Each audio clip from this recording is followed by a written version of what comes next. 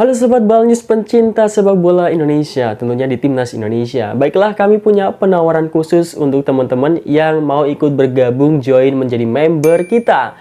Nah, kalian bisa mendapatkan keuntungan berupa kalian bisa join ke grup spesial kita, kemudian bisa mendapatkan update link streaming secara gratis dari kita, oke?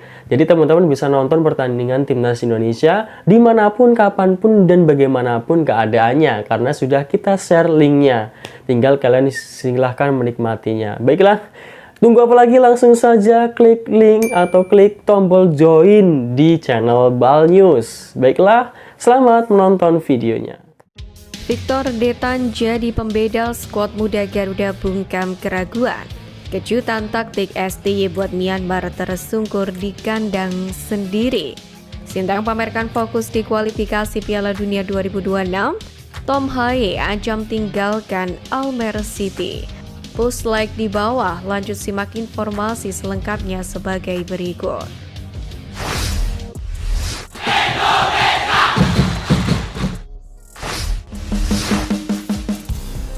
Kejutan taktik STY buat Myanmar tersungkur di kandang sendiri.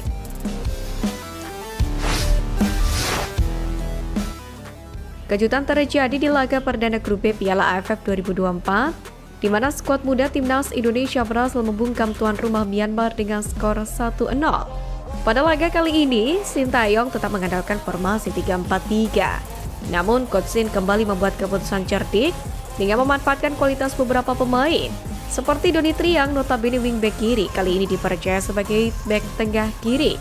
Sadadin Faris yang sempat cedera lama mendapatkan kepercayaan menjadi tandem Arkan Fikri di lini tengah. Lalu Arkan Kakak mendapatkan debut di timnas senior yang menjadikannya sebagai debutan termuda skuad Garuda. Dan juga Marcelino yang kembali dipasang sebagai pemain free role untuk membantu lini serang dan lini tengah.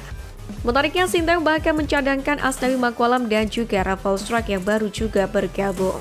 Sementara nama-nama beken seperti Ronaldo Kuate dan Victor Detan juga belum mendapatkan kesempatan sebagai starter. Di babak pertama, skuad Garuda sendiri langsung tampil menekan dengan Marcelino sebagai aktor utama. Namun tampak kurang chemistry masih menjadi kendala utama skuad asuhan Sintayong. Hal itu pun juga berdampak pada pasukan Myanmar yang kerap melancarkan serangan hingga berbuah beberapa peluang berbahaya. Drama sempat terjadi ketika Myanmar melakukan banyak pelanggaran keras hingga berbuah kartu kuning. Salah satunya terjadi pada menit ke-35 ketika pemain Myanmar mengangkat kaki terlalu tinggi hingga mengenai wajah Arkan Kakak. Sayangnya, wasit hanya mengganjar kartu kuning. Lalu pada babak kedua, perubahan terjadi ketika Sintayong memasukkan beberapa pemain kunci seperti Asnawi, Victor Detan, dan Rafael Struijk. Skuad Garuda tampil lebih baik dengan skema bertahan dan menyerang yang lebih terorganisir. Puncaknya ketika Asnawi berhasil menjadi aktor gol ke gawang Myanmar meski terhitung on goal. Hingga babak kedua usai skor 1-0 pun tidak berubah, kemenangan atas Myanmar menjadi modal positif bagi skuad Merah Putih, yakni untuk menatap laga kedua kontra Laos di Stadion Manahan, Solo.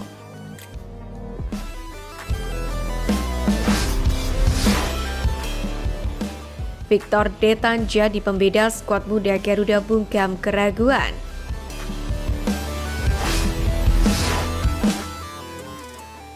Kemenangan Timnas Indonesia kontra Myanmar menjadi panggung tersendiri bagi para talenta muda tanah air.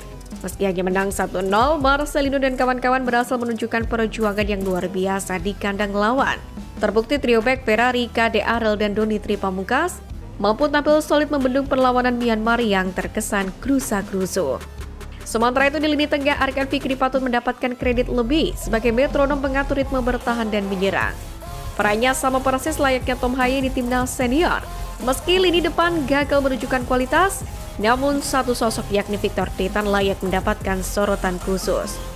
Masuk di babak kedua, Victor Detan sukses menjadi pembeda di lini serang skuad Garuda. Pergerakannya yang mobile dan kecerdikannya membaca permainan lawan membuat tim Merah Putih lebih mendapatkan peluang di depan gawang. Hanya saja masalah chemistry yang membuat Marcelino dan Rafael Struijk masih terlihat buntu. Kendati demikian, sejatinya apresiasi layak ditujukan kepada seluruh pemain yang telah membungkam keraguan beberapa pandit Vietnam dan Malaysia. Sebab skuad muda timnas AFF kali ini dianggap tidak bisa bersaing meski hanya menghadapi Myanmar.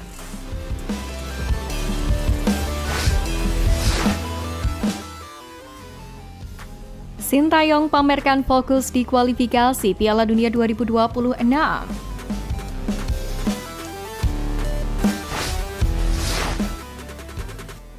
Seperti yang kita tahu, belakangan ini pamor timnas Indonesia meroket. Hal ini tak terlepas dari peningkatan skuad dan prestasi yang diraih. Fakta bahwasannya timnas Indonesia menjadi satu-satunya wakil dari Asia Tenggara atau ASEAN di babak ketiga kualifikasi Piala Dunia 2026 tak bisa dibantah. Bahkan sejauh ini, langkah skuad Merah Putih cukup bisa diandalkan dengan tetap mampu bersaing di papan klasmen. Dalam hal ini, Sintayong selaku nakoda skuad Garuda mengungkapkan, dirinya tidak selamanya memegang tim kelompok umur. Pasalnya, kini fokusnya ada di timnas senior. Mungkin tidak selamanya saya akan memegang tim U20 dan U23 karena fokus di senior. Mungkin baru kemarin di Piala Asia U23, kata Sintayong. Gossi sendiri mengatakan prestasi timnas Indonesia di kualifikasi Piala Dunia 2026 didapatnya tidak mudah. Ada perjuangan yang harus dilalui hingga skuad Garuda kini mulai diwaspadai lawan-lawannya. Sintayong sendiri menjelaskan prestasi timnas Indonesia berkat perjuangan sebuah kalangan. Semua elemen kompak satu sama lain sehingga bisa menunjukkan permainan yang baik. Seperti diketahui, timnas Indonesia memang berpeluang berlaga di Piala Dunia 2026. Skuad Merah Putih telah membuktikan diri bisa bersaing dengan para pesaingnya seperti Arab Saudi, Bahrain, China, dan Australia. Sementara itu, Garuda akan melanjutkan perjuangannya di kualifikasi Piala Dunia 2026 zona Asia pada Maret mendatang, di mana Jesus dan kawan-kawan dijadwalkan melawan Australia dan juga Bahrain.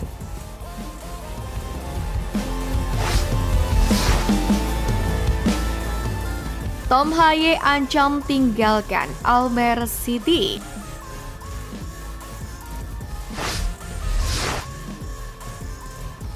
Tom Haye tengah menjadi sorotan usai menunjukkan kekecewaannya karena 2 kali berturut-turut hanya duduk di bangku cadangan dalam laga Almer City FC di Liga Belanda 2024-2025. Puncaknya terjadi setelah pertandingan melawan FC Utrecht pada Minggu 8 Desember 2024 malam, di mana Haye kembali tak diturunkan sebagai starter. Ketidakpuasan Tom Haye terhadap keputusan pelatih Almer City ini semakin nyata ketika ia menyatakan bahwa keputusan itu bertentangan dengan ekspektasi dan kontrak yang sebelumnya disepakati dengan klub. Menurut Haye, situasi seperti ini tidak sesuai dengan alasan kedatangannya ke Almer City pada awal musim. Kekecewaan ini pun mendorong pemain berusia 29 tahun itu untuk mempertimbangkan hengkang pada bursa transfer musim dingin Januari 2025. Media Belanda Football Premier pun bahkan melaporkan Tom Haye kemungkinan besar akan mencari klub baru dalam waktu dekat ini. Situasi kontrak Haye menjadi salah satu faktor yang membuat skenario kepindahannya semakin terbuka. Jika masa kontraknya yang hanya tersisa 6 bulan lagi, maka peluang pemain timnas Indonesia itu untuk meninggalkan Almer City tanpa memperpanjang masa baktinya semakin besar. Tentu dalam situasi ini klub perlu mengambil langkah strategis untuk menghadapi kemungkinan kehilangan pemain ini, baik melalui transfer Januari maupun akhir musim. Ketegangan antara Haye dan pelatih Maduro mencerminkan dinamika yang rumit di tubuh Almer City, terutama mengingat ekspektasi besar yang dibawa Haye saat bergabung. Sementara keputusan terkait masa depan sang pemain dipastikan akan menjadi perhatian utama di bursa transfer mendatang.